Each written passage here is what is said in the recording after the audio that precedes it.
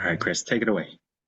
Okay, well, thank you for everybody for showing up tonight. My name is Chris Callahan. I'm the owner and founder of My Kids Place, and I'm a pediatric occupational therapist. Among my other roles, I'm the father of a 22-year-old son, 20-year-old daughter, and I was originally from Newport, Rhode Island, but grew up here in San Diego. I did my undergraduate degree at Cal Poly in San Luis Obispo and bounced around the West Coast all the way out to Hawaii before coming back to San Diego to get my master's degree at the University of St. Augustine up here in San Marcos. My background is that I've worked in early intervention. That's kind of where I got my start. I also worked in the Lemon Grove School District and then worked in pediatric outpatient clinics until founding My Kids Place in 2017. And we are in Forest Ranch. So we're actually real close to the Brain Balance up here in Sabre Springs. I also, as a side note, I've worked with the board of directors of the Autism Society of San Diego for the last 4 or 5 years. And I'm a musician on the side. So that's a bit about myself. I'm going to move on to the next slide. We'll get kind of right into the details of things here. I'm not sure why I'm getting this beep. It's supposed to. There we go. Okay. So I don't know if we have a chance to hear from people, but since we got such a small group, I'm always very interested to hear what people know about sensory to this point. And is that something that we might be able to do, have more of an interactive today versus a presentation? Would that be something we could do, Ricky? Yeah, of course. If people want to chime in, they don't want to feel comfortable talking via mic, just feel free to message in the group chat and I'll help facilitate that. I'll get those messages to you, Chris. Sure, because in my practice, I work with a lot of people, and sensory can be a really complicated concept. And so there's a number of things that I like to go through with people, but I like to get a baseline or a feel for where they're coming from and what they know about sensory to start with. And I put this slide together because that Fab Five is the first ones that we all kind of learn about and think about when we learn about sensory systems in the first place. But there's much more, and there's a lot of dynamic that goes on between these five and the other three that we'll talk about later. So is anybody coming in with any sensory concepts that they've heard about? Or a lot of parents that I work with have done some research on the internet. There's a lot of things out there that might be a little confusing. I'm hoping tonight to uh, sort through some of the confusion and get to a more conceptual definition than you might find out there in the textbooks or on the web. But do we have anybody wanted to share? Yeah, I wanted to. My name's Diana, and I have a 10-year-old daughter who's on the spectrum.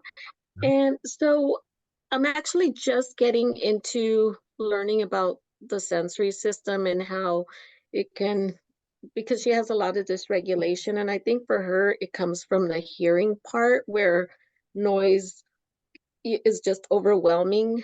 So I guess the only thing that I know regarding these is that for some people on the spectrum, some of these senses are very sensitive, Mhm. and that's what creates that dysregulation.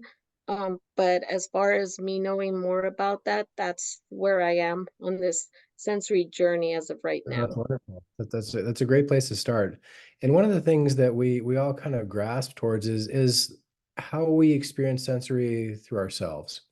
And that's one of the things in the title slide about how different is different is something that I like to talk to parents a lot about because as much as we relate to each other as human beings, sensory systems can create a lot of differences and a lot of, as you mentioned, dysregulation or behaviors that are hard to tease out because we view the world through our own sense systems, if you will. So I'm going to move actually on to the next slide here, and we'll talk a little bit more about how these things interact. So the first five, if we didn't already know them, sight, hearing, touch, taste, and smell. And let's talk about some of the things that might make these differences more pronounced, either in ourselves or in our children. So with our environment, we are all constantly interacting and having things fed to our brain about the world around us. But we're all connected a little bit differently. And the averages amongst humans is a huge range of average.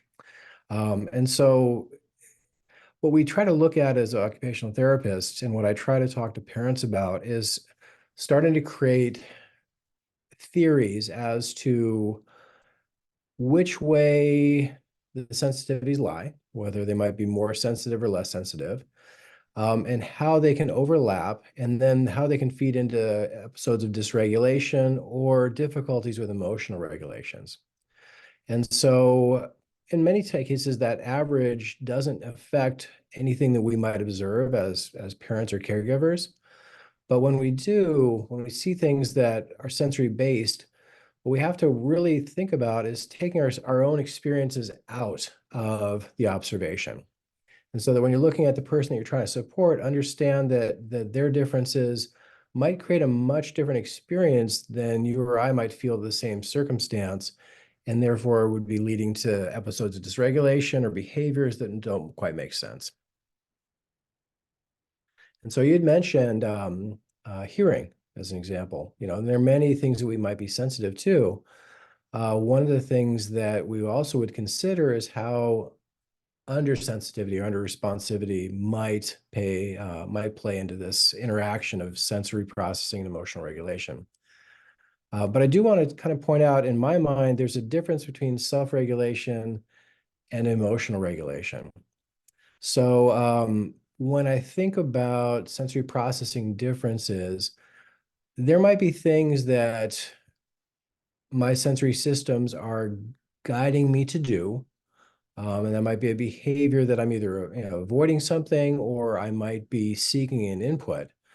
But it doesn't mean that I'm dysregulated. And so when we talk about noise, it might be that noise is overwhelming me and I see an emotional outburst. But if I'm looking at something like our sense of touch, and my sense of touch is a little bit less strong, and I'm looking for that input, I might be twirling my hair. I might be touching the fabric of my skin. I might be playing with my clothing, but that's nothing to do with emotional regulation. So self-regulation would be like the behaviors that we see that are trying to balance out the sensory systems, versus emotional regulation being able to maintain an appropriate state of kind of arousal, if you will. I'm not sure if is it making sense for people? Yeah, okay.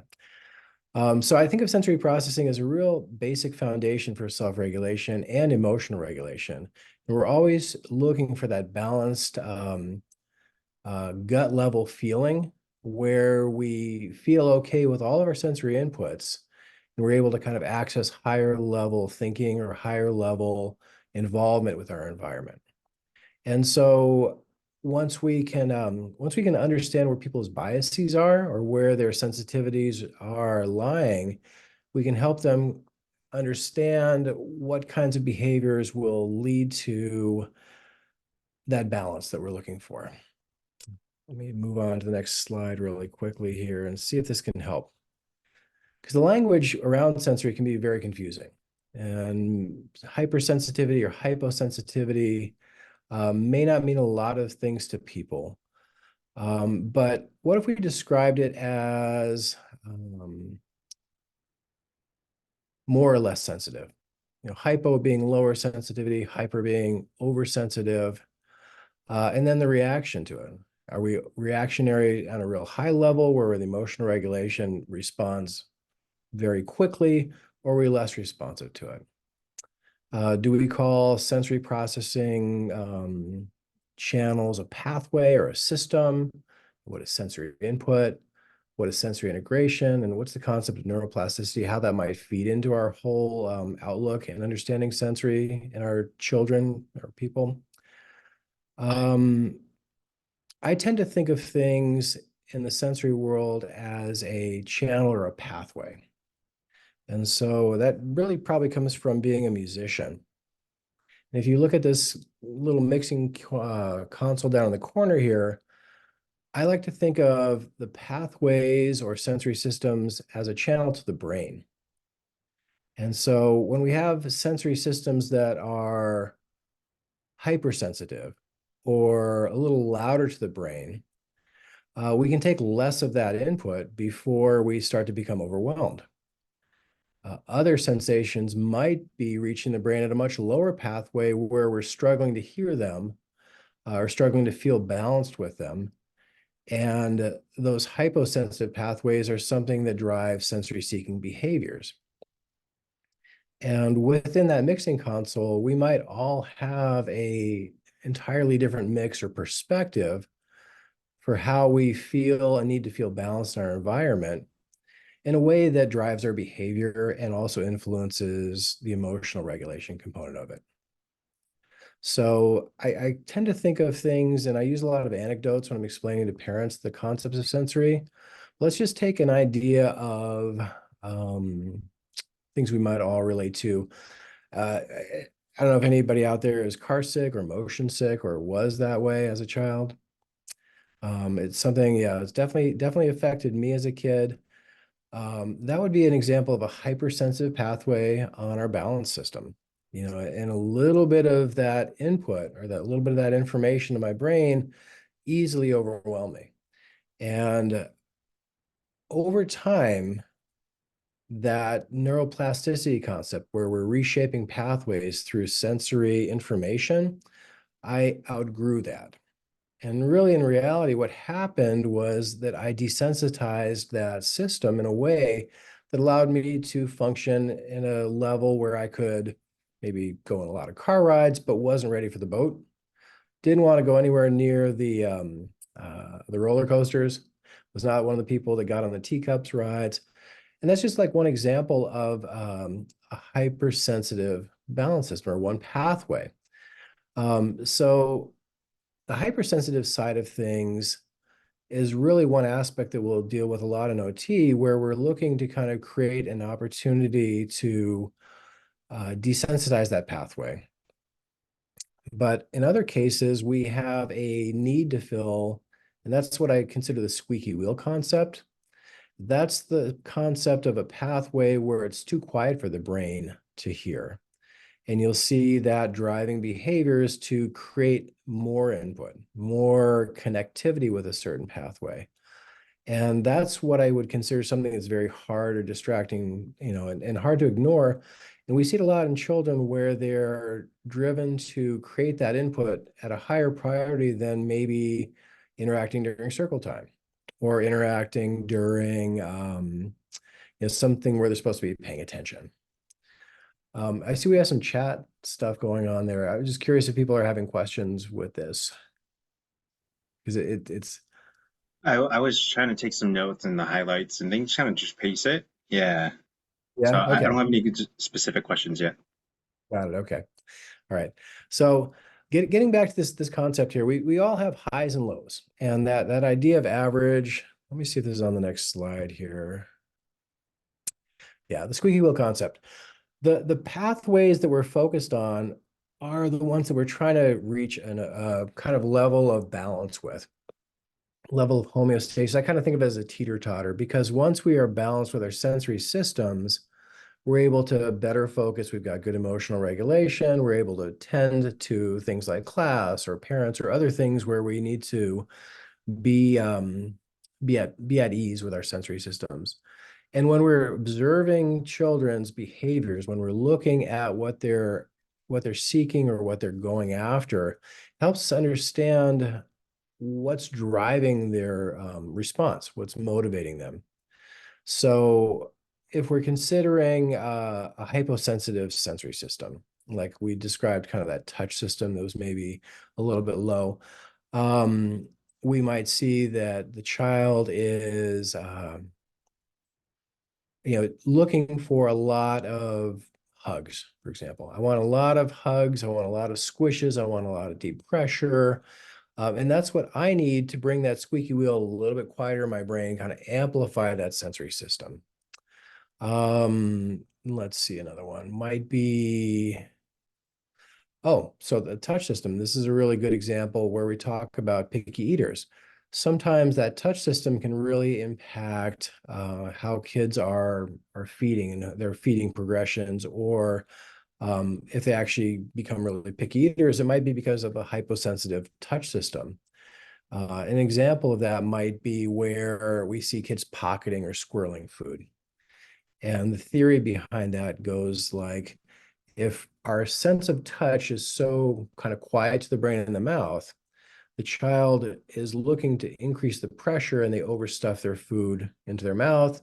Maybe these younger kiddos, you get so much food stuffed in their mouth, they get to reach a point where they don't know what to do with it anymore. And they're not sure, so it comes spitting out. And people assume that that's texture-based. But it's really the tactile system's hyposensitive, and they're looking to, reach a level where they feel confident and understand what's happening in their mouth.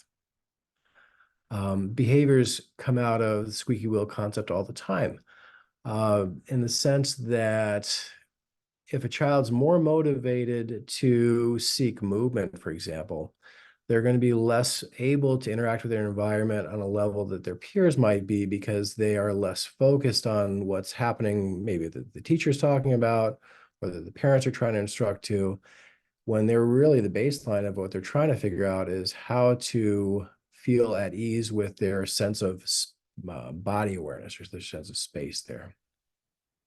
Yeah, Chris, question, are there any other examples that you have where sensor like hypo or hypersensory processing affects behavior that parents didn't expect? Like I really like the example you use right now with filling the mouth. Yeah. Observe. Go ahead. Yeah, please. Yeah, sure. One of the things that when I wrote the opening slide, how different is different, there's just a whole series of kind of extremes where once you figured out where the behavior is coming from, you're really surprised at how different might be. And one thing might be, if we take, a typical or an average response to smell. You or I might say, describe a person as having a dog nose on the hypersensitive side of things. I don't happen to interact with my environment that way, but I do know people that, wow, you can smell that? And it's like, no, I don't smell it at all. They're like, wow, it's really bugging me. But let's take it to an extreme, like how different might be. You have people that may be so sensitive to the sense of smell that it elicits a gag response. We've known that some kids can be really sensitive to, the brand of laundry detergent somebody might use. And I've heard anecdotally cases of teachers that were consulting, why is this child reacting to me so much when I'm just trying to help them? And the suggestion was made to change your laundry detergent to something neutral. And lo and behold, this teacher, it was the laundry detergent, something that you or I, anywhere that average range, even a person with a dog nose may not notice it so much, but the child was so sensitive to it, their response was, your laundry detergent is overwhelming me so much, I can't even think about you teaching me what you're trying to teach me. And the teacher, no idea that that's going on. Hyposensitive side relating to foods. We talk about food modification strategies as OTs when you are trying to work with a child that has difficulties with knowing where the food is in their mouth and become a confident eater. Sometimes you'll see them go for extreme tastes. I had a young man, about 15 years old, who decided that, he was, there were things going on with his system where he would kind of regurgitate acid to get that burn for the tactile feel. He also thought that his deodorant smelled good enough to take a bite out of. He also decided that Lysol spray was good enough to eat because it smelled so intense that he wanted that awareness to his mouth. And so sometimes that idea of talking about how different can be can help parents understand what their kids are experiencing in a way such that you modify how they are interacting with their environment, and you can help them through areas of difficulty like that. Case in point today, we were talking about a child that I was explaining. We were doing some food exploration because he was a very picky eater. We were making taco seasoning, and we gathered together ingredients, and I watched him kind of smell things. I like kids to smell and explore through their nose because sense of smell and taste are so interlinked. And excuse me. And he decided he wanted to check out some garlic salt. And he poured it on his palm and he just licked it. And my reaction was, I just felt like my gums were pulling back from my teeth. I just thought, oh, this is just, and most people on that kind of wide variety of average would say that that sounds horrible. I would never consider over seasoning my food, but it's something that I really commonly recommend to parents if we are considering feeding difficulties might be coming from a lack of sensitivity to taste. I would never recommend lots of salt, lots of sugars, but I would say, try take that seasoning way over and beyond what you might think is palatable and see how your child reacts. See how they respond, and it might help us clue in on some of the barriers to being a successful eater, because different can be really different. And that's one of the things that I talk to parents about a lot, is that different can be way, way beyond what you or I might think. Does that help? Yeah, that was very detailed, Chris. Thank you. Okay, let's move on to the next slide. And so behaviors, this is one of the things that makes it really tricky. And there's a lot of webinars out there about, is it sensory or is it behavior? What is it? Where's it coming from? And as parents and caregivers, we really hate seeing our kids dysregulated. We want to help support them in ways that they feel confident and comfortable and not upset by things. But oftentimes the psychological responses or the behavioral responses overlap with the sensory components, and it can be really difficult to tease these apart. I guess the way that I like to describe this to parents is that the two are linked. I describe sensory balance as the feeling in kind of one's gut that you're okay in your skin, that you could sit still in your chair, close your eyes, take a deep breath, and just feel at ease. No squeaky wheels, nothing driving you to wiggle your leg, nothing driving you to chew on your lip, nothing driving you to twirl your hair or touch, your shirt. Nothing that we're driving to kind of feed a sensory system. All those things are in balance. And once those things are in balance, you can stack self-regulation or emotional regulation here at the chest on top of it. It's almost like a two-tier system at the core of us. And they interplay. It's like we realize that there's a squeaky wheel driving the foundational sensory systems and looking for balance, but we won't achieve real emotional regulation until those are kind of matured or dialed in. And on the flip side, emotional regulation often is tied to a solid base of that sensory foundation. And what ends up happening a lot of times behaviorally is we'll see something overwhelm a child emotionally.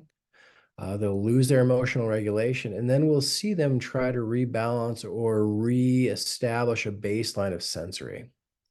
And this happens, this is kind of that, down up play, and then from the top down play. And what I like to tell parents is if you consider something that tips us emotionally, something that causes us a lot of like fright. And I always use the example, like if we're in a near accident when we're out driving, one of the first things that people can always relate to is that we try to rebalance the sensory, and 99% of the time people say, yeah, I would turn the radio down. And I would say, I agree. The first thing I'm going to do is I'm going to cut down some of that sensory input, try and pull together my sensory balance and rebalance my emotional regulation so I can keep driving safely. And with kids, when they get upset, you'll often see them try to reestablish a sensory balance so that they can regain emotional regulation. And that's a little tough to see sometimes because you've got at least two, maybe three sensory systems in play. But if I were to give you the example of working at a tabletop activity and describing somebody getting upset or frustrated with the activity, and then they go under the table and put their thumb in their mouth and start crying. Sounds like a pretty common response, right, to a school-age child or a toddler. If I were to explain it as they are decreasing visual input, they're increasing their tactile input, through this, and a little bit of proprioception, they're looking from a sensory pathway to regain the stability in their sensory systems to stack the emotional regulation back on top and return back to the table. Kind of like you or I turning down the radio, to be able to keep driving and pull ourselves back together after that near miss. So that's kind of why I describe the two as interlinked. And one of the other reasons why it is so complicated to be able to get a good read on our kids and understand exactly what's going on. But I did want to take a second on our next slide here to talk about some of these balances here. And let's just take the Fab Five, which is the sight, sound, taste, touch, and smell. And let's talk about somebody that might be more sensitive to taste and smell. What does that look like? What is when somebody's on the higher side, maybe not really extremely hypersensitive to taste or smell, but just on the more sensitive side, we might see people that are looking for foods that have like a higher flavor value, right? Something where when I ask people about picky eaters, I asked, do they tend to move more towards bland foods, or are they moving more towards really flavorful foods?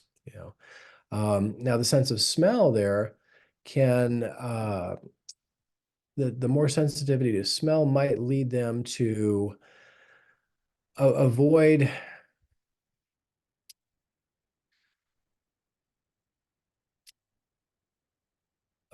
things that, I'm sorry, I lost my train of thought there.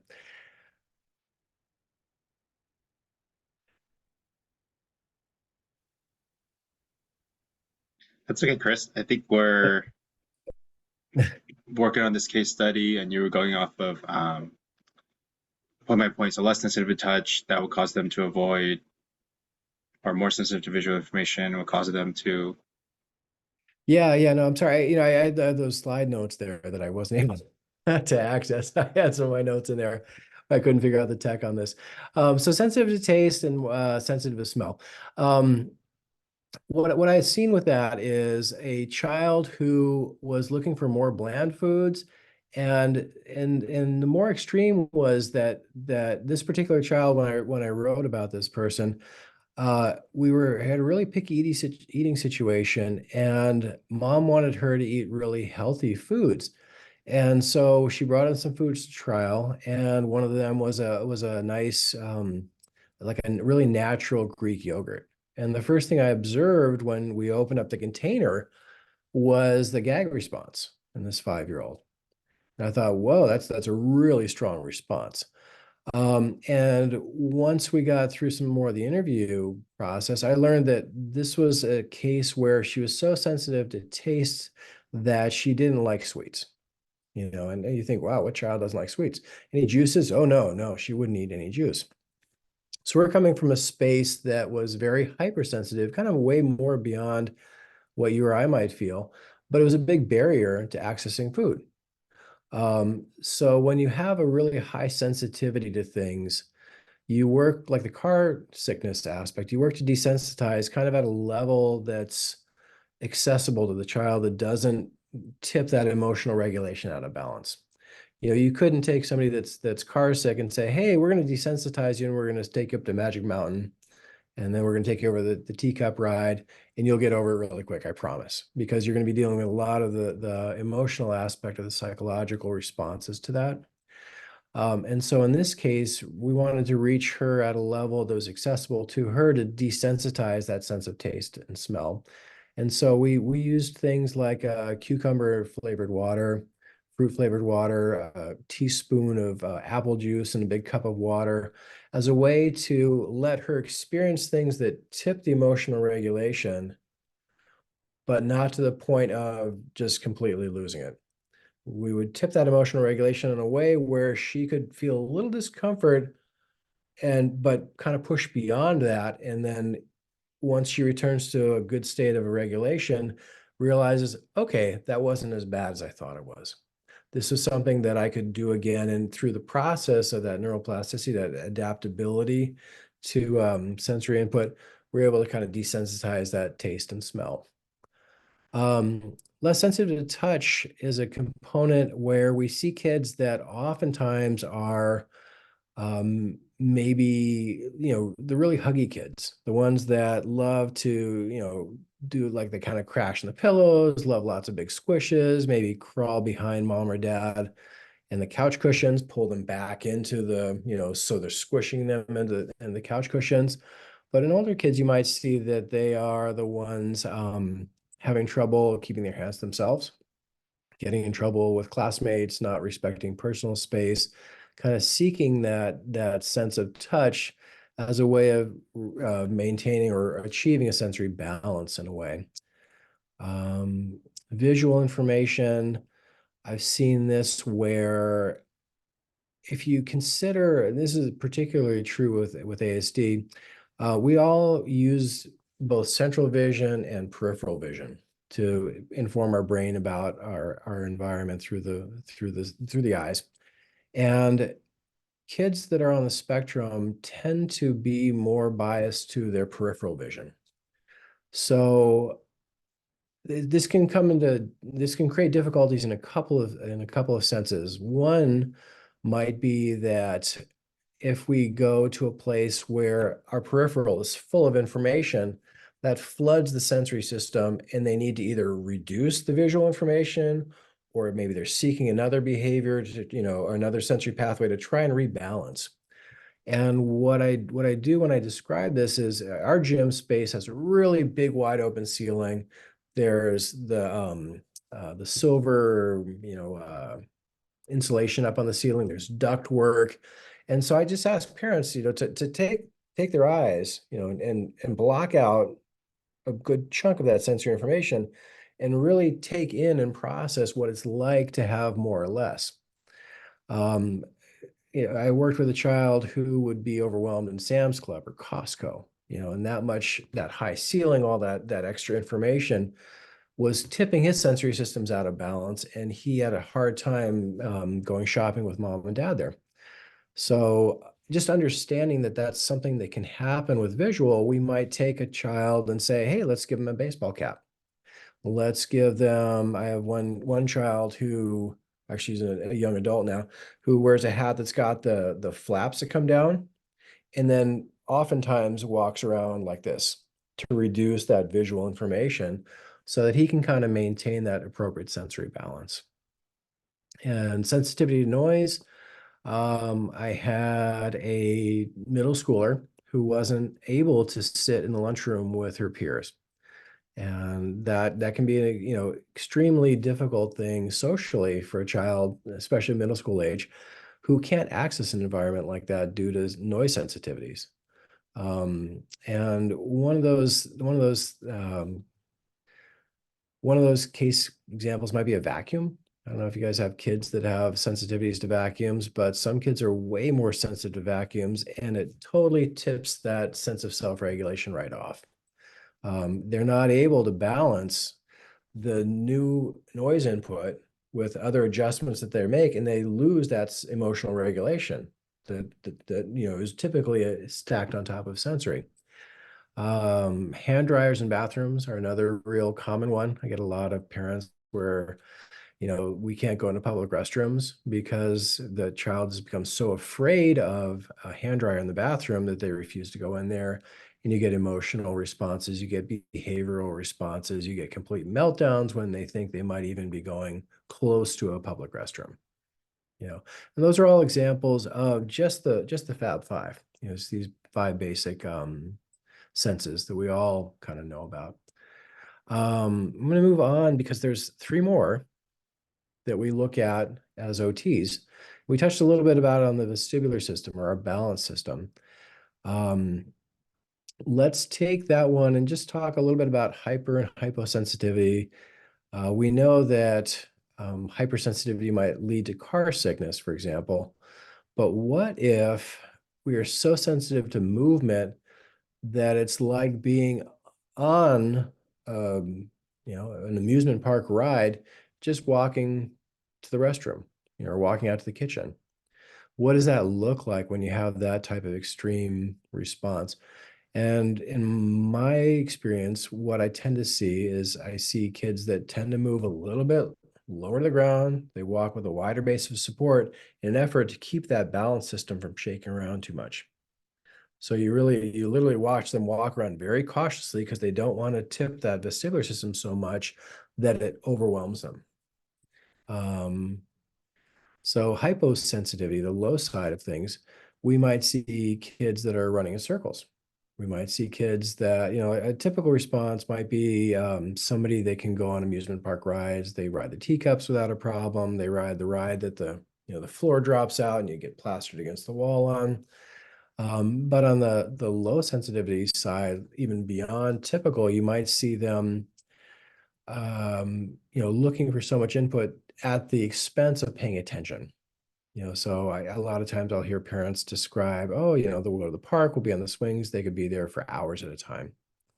It's just part of the child trying to show us that they're seeking to mature that sensory system. They're looking to improve that pathways connectivity with the brain to a point where it reaches a level of balance. And then the emotional regulation comes in, the function is able to stack on top of that. Diana, you had a question? Yes, so regarding like that example that you just gave us with the swing where a child might want to be on there for hours, because that's what my daughter used to do when she was a toddler. Mhm. So when they go to OT, is that something that, so does that feeling or sensory feeling, I don't know how to word it, does it get replaced with something else so the child and the parent can learn, okay, we're on the swing, but you're only going to be on it for 20 minutes, and then offer something else so that the child doesn't have that need to stay on there for hours? Yeah, it's a little bit of both. It's a little bit of both in the sense that you want to be able to recognize where the sense of maturity is and on each system level. And that's usually by observation. We're trying to figure out what are they looking for and what are they trying to mature to a level where they don't need so much of it anymore, or where where it just simply kind of fades. And then what you're describing, where you use a certain activity and you use it to leverage into something else, I describe that as a pacing activity.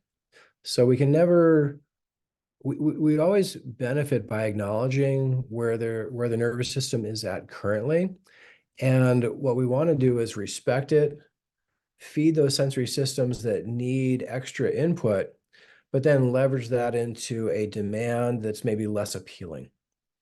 And so an example I might see in clinic would be with a speech therapist who understands that a child needs or loves a lot of swing. And so we can start by establishing like, hey, here's the swing, let's go for it. And we get really into it and kind of get a little bit of a leverage because, hey, we're doing the swing thing, and the kiddo's going, this is awesome, really fun. And then we say, okay, and we're going to stop in 3, 2, 1, and stop. And then we might leverage a demand for language. Oh, what would you like? And if we're at the sign stage, we're going, do you want more of this? If we're using a device, we're saying, hit a yes or no, use some functional communication, and then provide the input again. Almost like it's almost like a bribe, it's like, I kind of will describe it to parents like, come on into work and we'll give you a paycheck, right? Everybody responds to those motivations, and kids do too. Understanding where the sensory needs are and understanding that they are a foundational thing that kids are looking at for so many years even. It's really important to be respectful of that nervous system. I don't know if that answered your question or not, Diana. Yeah, it did. And also, does it, I don't know if this really makes sense, but does the sensory needs change according to depending on the child's age? Because Yes, I have noticed my daughter's has changed through as she grows up. absolutely.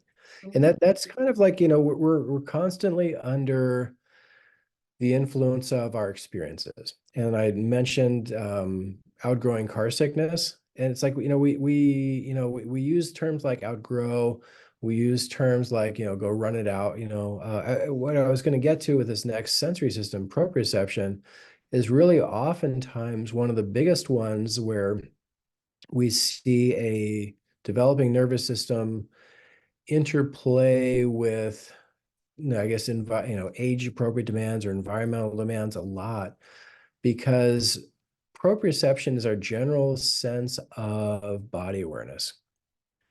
I describe it to people as the brain's information about like muscle relationships, joint relationships. It's what gives us a good command of where our body is in space and allows us to plan movement that isn't based on anything other than a brain's connection with the body. Closing your eyes, touching your nose, that all involves a complex interplay of different muscles flexing and relaxing at the same time to have good coordinated movement.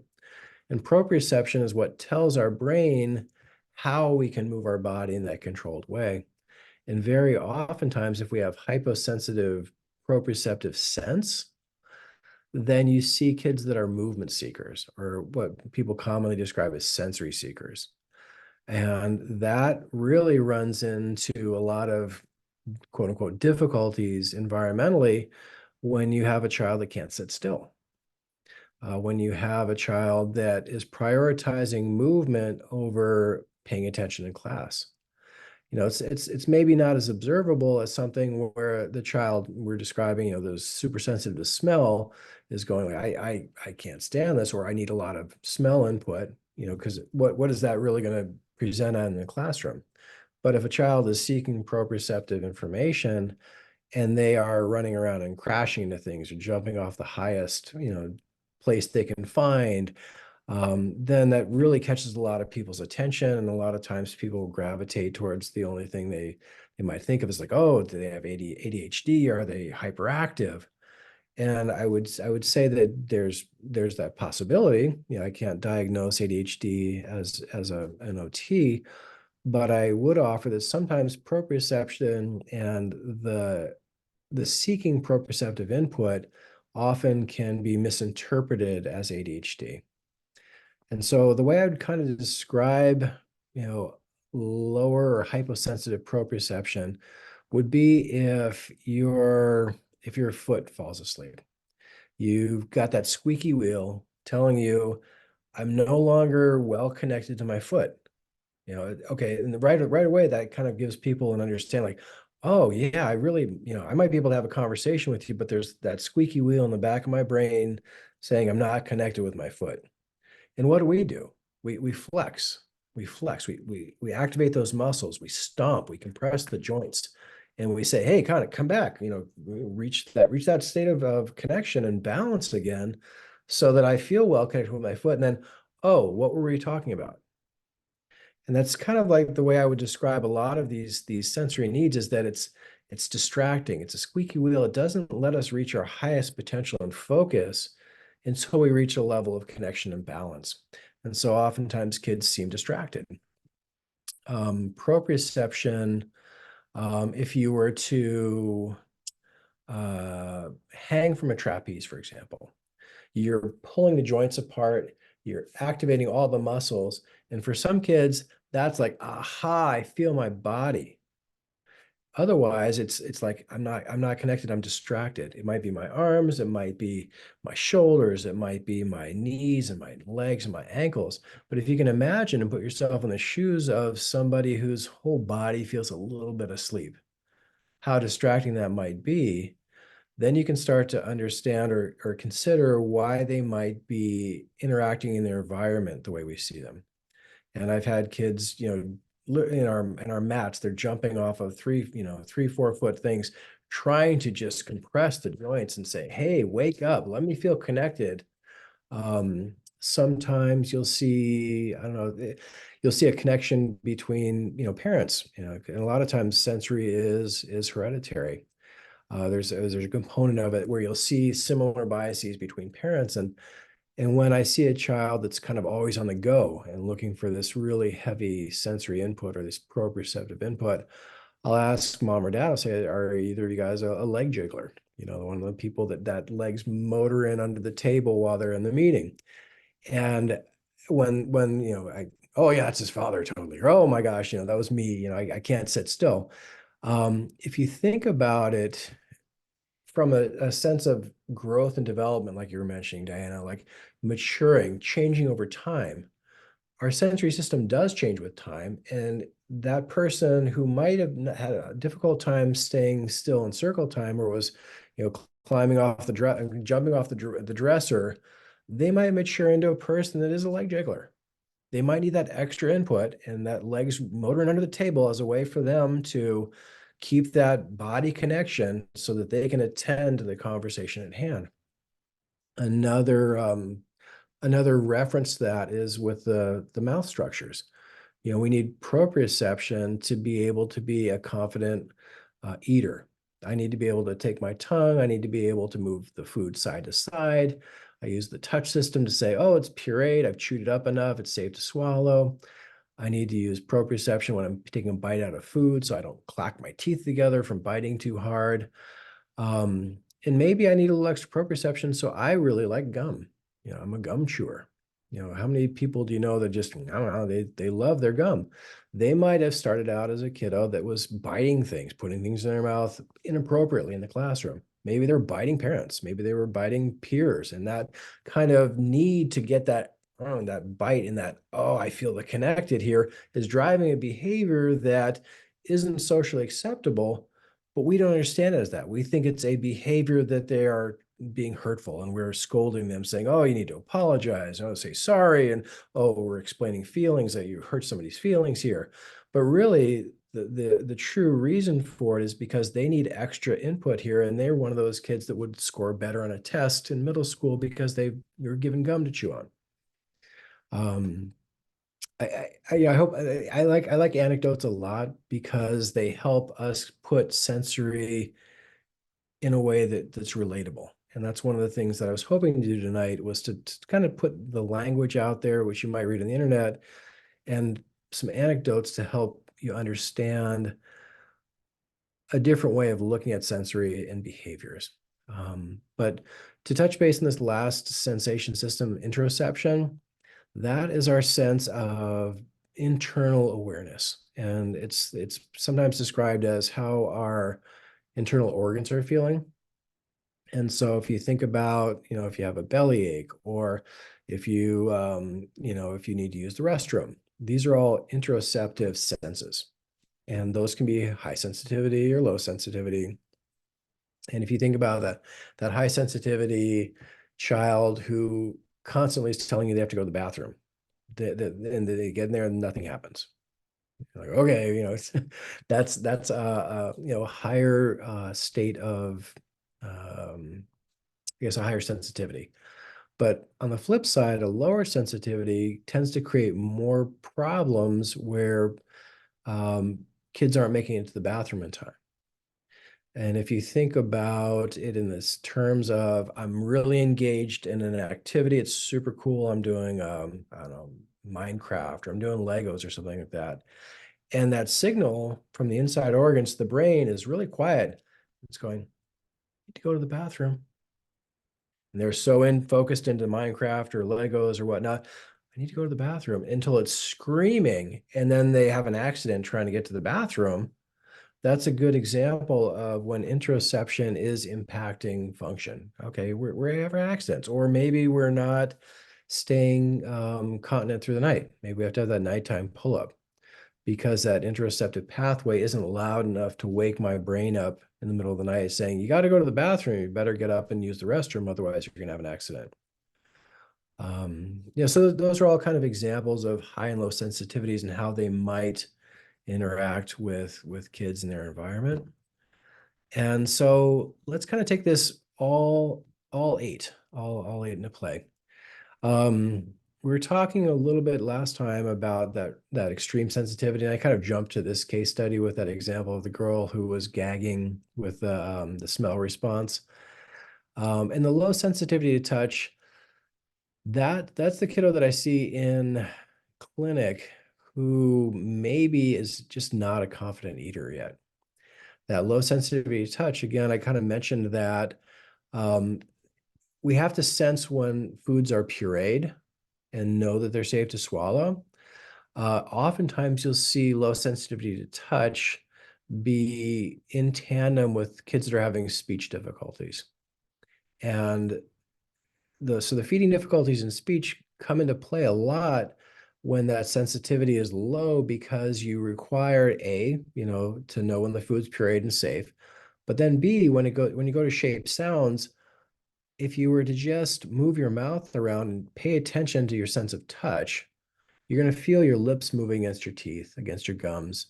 When you go to make a plan to make a sound, you need proprioception to tell your tongue where to go. You need the touch system to tell your brain, oh, you've reached the spot. Now do another plan. Like if I'm going to make the sound L, proprioception says, oh, tongue goes up. Tactile system says, you reach the roof of your mouth, turn your voice on now, drop the tongue, and la.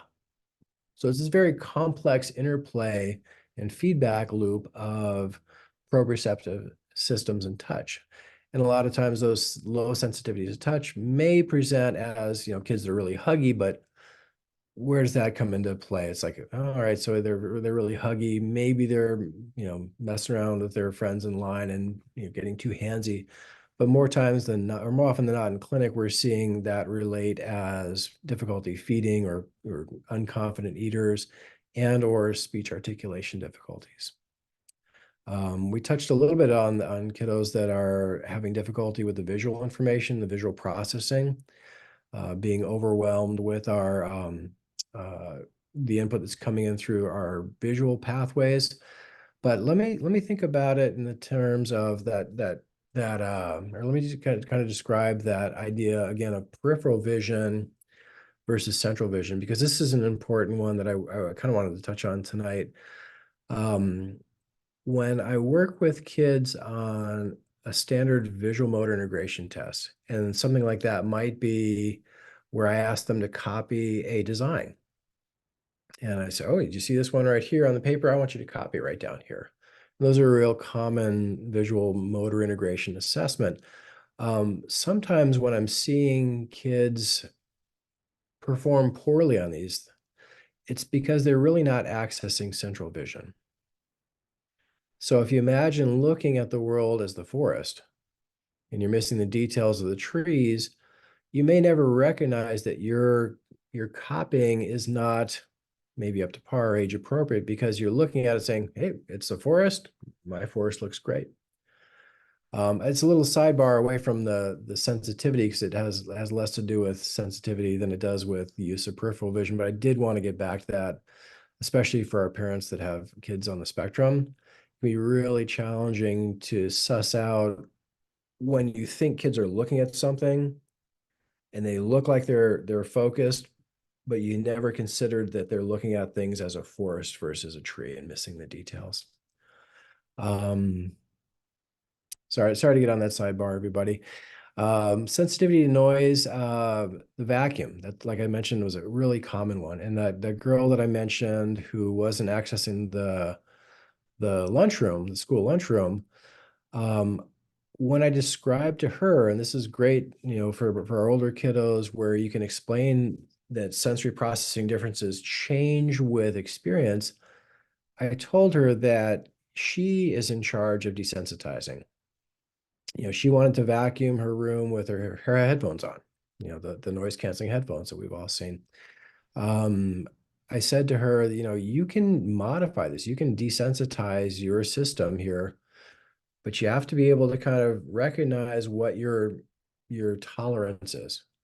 And so I gave her an example of, let's just try to turn this vacuum on here for 10 seconds.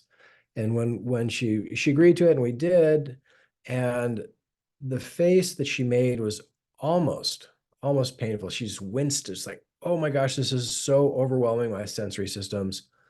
And I said, I want to do it one more time before. I said, should we try 5 seconds? And she said, no, I want to do 10. And so she did another 10 seconds. And I told her, you've got this power. You can change your nervous system this way. And it wasn't long after that we got into the pandemic and I stopped seeing her in home. But when we came on video, she held up this thing really proudly and she said, look, Mr. Chris, look what I did. And I couldn't quite make out what it was. I said, what did you do? She said, I was woodworking with Dad in the garage. I said, you were on the power tools? she said, yeah, she had dealt with the desensitization aspect as well as built the emotional regulation to the kind of shock of that sound, where she was functioning at a much more effective level. And she was able to access woodworking with her dad. And of course, we eventually got to the lunchroom at school. So that those extreme sensitivities, we can take those edges off by understanding where they're coming from and kind of providing the right amount of input for kids at a level that challenges their emotional regulation, but doesn't push them over an edge.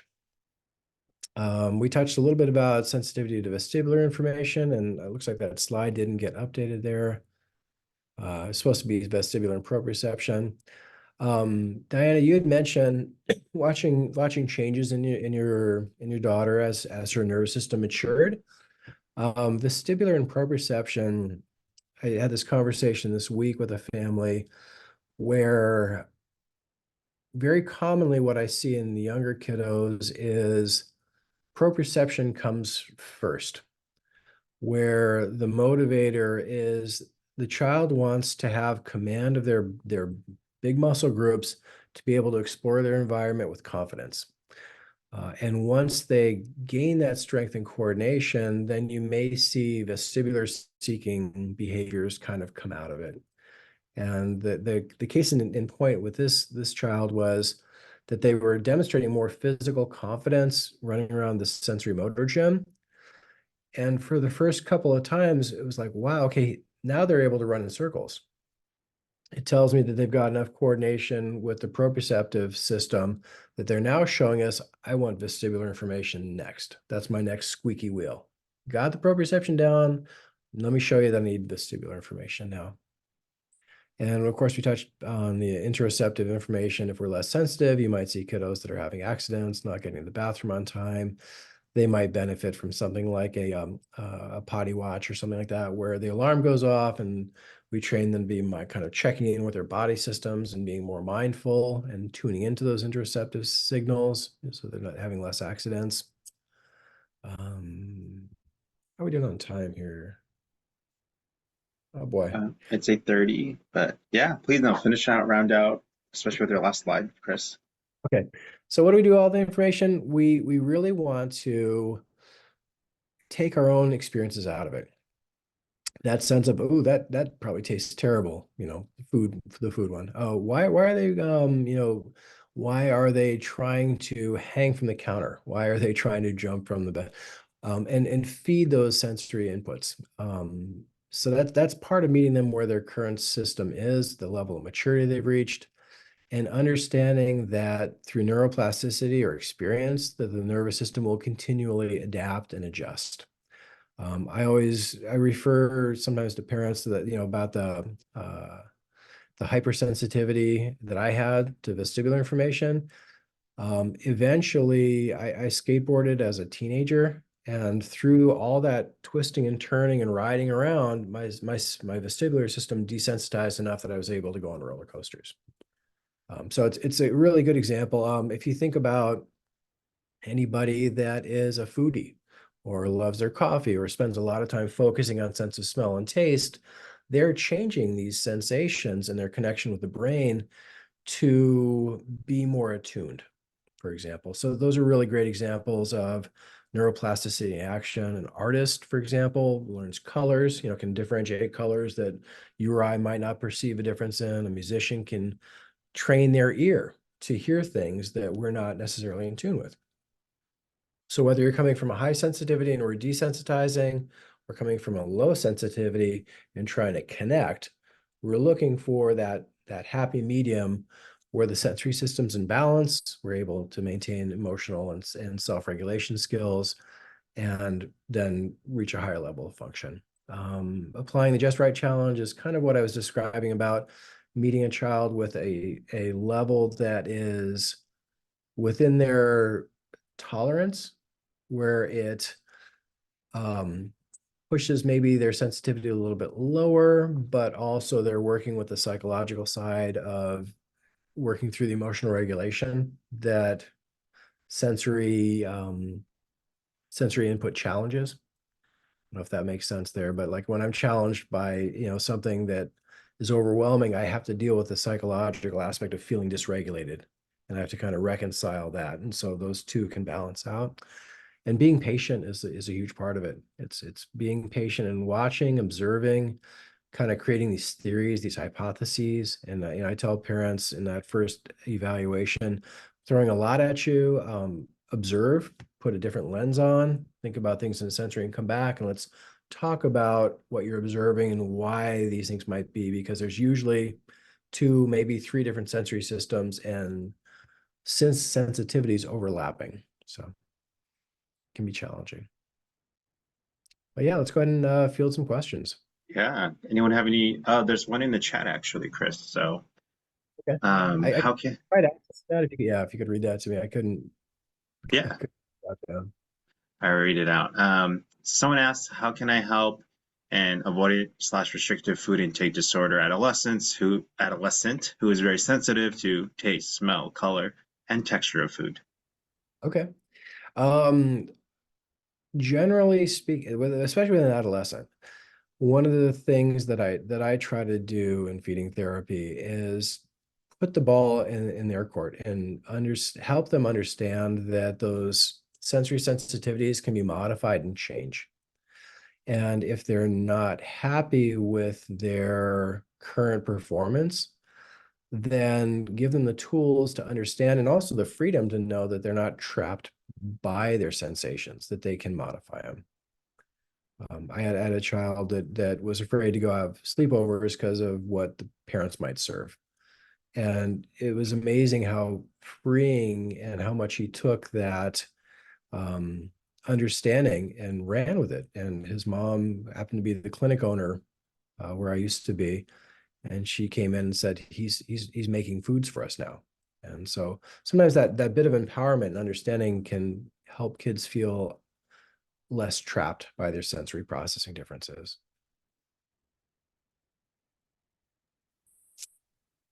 Yeah, Diana. So far, the only experience that we have had with OT has been at school, and it's very limited. And so what you were talking about is exactly, I think, the next step that I want to go with my daughter. But how do I go about getting an OT? Would I have to have a referral, or can I just go to any clinic that offers OT? How would I do that? Um, it depends a bit on basically what we're looking for in an outpatient clinic is we're looking most of the cases for insurance access. And what comes into play a lot, which is really difficult, is that sensory processing, because we're talking about 8 different channels or 8 different pathways, it's not very well documented as a scientifically proven difficulty. They tried to add diagnoses under the DSM-5 in the last round. They weren't able to do that. Many insurances won't look at anything that's sensory-based or goals that are specifically sensory-based. And what we have to do in clinic is document functional performance deficits. So it might be that I have a child who has difficulty with buttons and zippers because their tactile system, is this way and their proprioceptive system is that way. They have difficulty with coordination. I can't say I'm going to improve proprioception. I have to say we will be able to, manage buttons at this age. So that's kind of one aspect, is documenting and establishing what we call medical necessity. And a lot of that in outpatient clinic is all about the self-care routines. It might be the being able to brush our teeth, and of course, sensitivity to touch can be a big part of that, taste as well. Accessing a clinic, it depends if you have an HMO or a PPO is another one. HMOs will always require a referral from the primary care physician. We run into difficulties sometimes with I don't know how to describe them, but like they're like within the Scripps network. If you have a Scripps HMO, you can only see people that are contracted with Scripps, regardless of whether it's Aetna, Scripps, I've had that problem with Cigna. Rady Children's has its own network of providers where the HMO doctors can't refer HMO clients outside of networks that have contracted with Rady's directly. We happen to contract with UCSD Managed Care. So that's the only like kind of overarching network of physicians that can refer directly to us. So I'd say with the insurance, it's almost like you have to call the clinic and say, this is my plan, do a verification of benefits, and they can give you the information back about whether they can accept your insurance and see your daughter.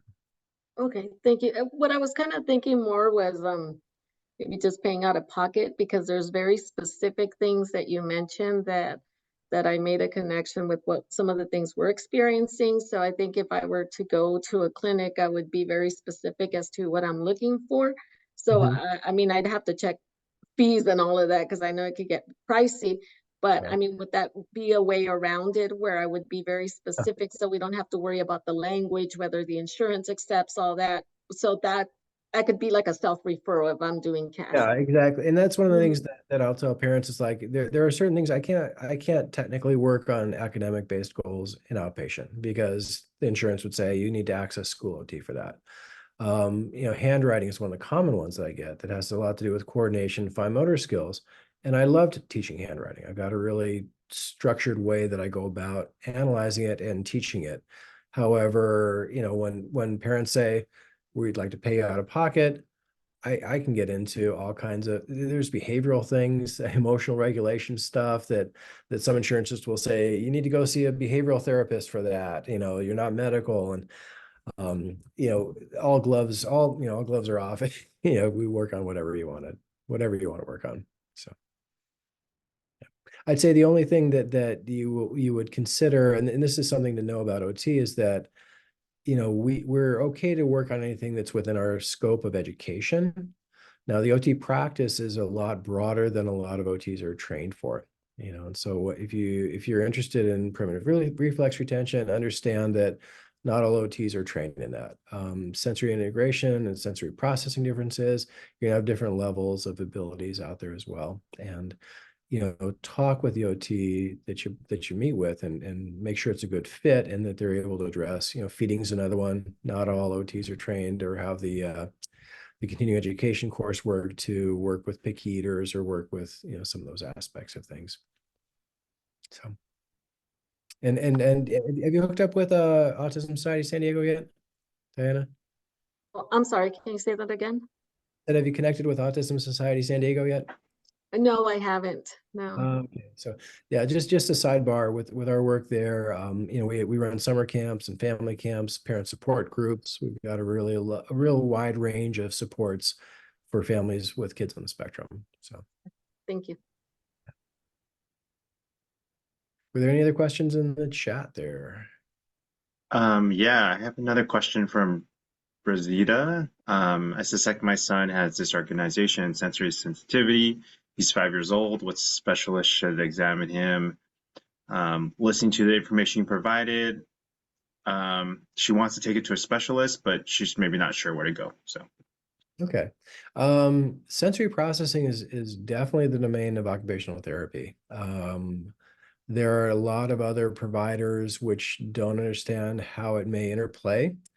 Um, when we talk about, you mentioned disorganization, Brazita, and that one's a little fuzzy for me. When I think about disorganization, there's a couple of scenarios that might come to mind. If I think about a sensory seeker who's looking for proprioception, they may appear distracted and disorganized because they're trying to feed that squeaky wheel. So they may not be attending as well as we want them to. I'm not sure if that describes your child or not, but there are other aspects of visual perception which can play into disorganization. For example, when we look at, as OTs, we look at vision, we start with your ophthalmologist visit, can you see clearly? And then certain OTs will have some training in ocular motor function, and that's how the eyes coordinate and, are used to feed the brain information visually. all the way up through visual perception skills, of which there are 8 different varieties we might look at. And sometimes parents will, say, oh, this can't find his homework in his backpack. And that's an aspect of maybe visual perception. Maybe we're looking too peripherally. I don't know if you want to chime in there at all, Rosita, and help me clarify disorganization, but those are just a few things that might come to my mind, at least. Yeah, and I'll kind of just jump in here, Chris, too. Like everyone at this webinar, not only are we going to send the recording, and we're just going to send the resources. Like Chris, you had just mentioned Autism Society of San Diego. We'll make sure to link that. I think brain balance and OT can overlap, but a lot of times families come to, I'm sure, Chris, you can relate, with a lot of different needs, a lot of different goals that go beyond just like sensory stimulation, or sorry, sensory sensitivity, academic goals, emotional regulation, behavior. And so sometimes we're just one piece to the puzzle. And so we'll make sure to follow up with everyone with the different resources, so you guys can have those conversations with specialists and just learn more, really figure out what the goals are. Maybe have to take them one step at a time, right? Just like you would an OT work at one sense at a time. Maybe we have to work at one goal at a time too. That's a good point. Yeah. Yeah. It's we're running kind of late. So does anyone have any last minute questions before you kind of close out? Chris, thank you so much for your time, and it was very informative for me to really, I'll selfishly say, just to dive in and hear about all the specific anecdotes and reframing now when I work with some of our kids and clients at Brain Balance about what these extremes are, and what was that expression you used? I wrote it down. How different can different be, right? And having that lens as an adult, I struggle with, auditory, probably hyperstimulation, but for a kid that manifests very differently. Just things like that. So yeah, thank you so much. And to everyone, again, we'll send some follow-up information to each and every one of you. Chris, do you want to direct them to, did you have a website or something? Yeah, we're mykidsplace.zone, and I don't think I actually got that into the slide deck. I'll just send in a follow-up email, so no worries having to get it right now. Yeah. And you can contact us for verification of benefits if you're interested in services, or you can always shoot me an email with any specific questions. Be happy to hear from you. All right. Thank you, everyone. Have a wonderful night. Thanks all. Take care.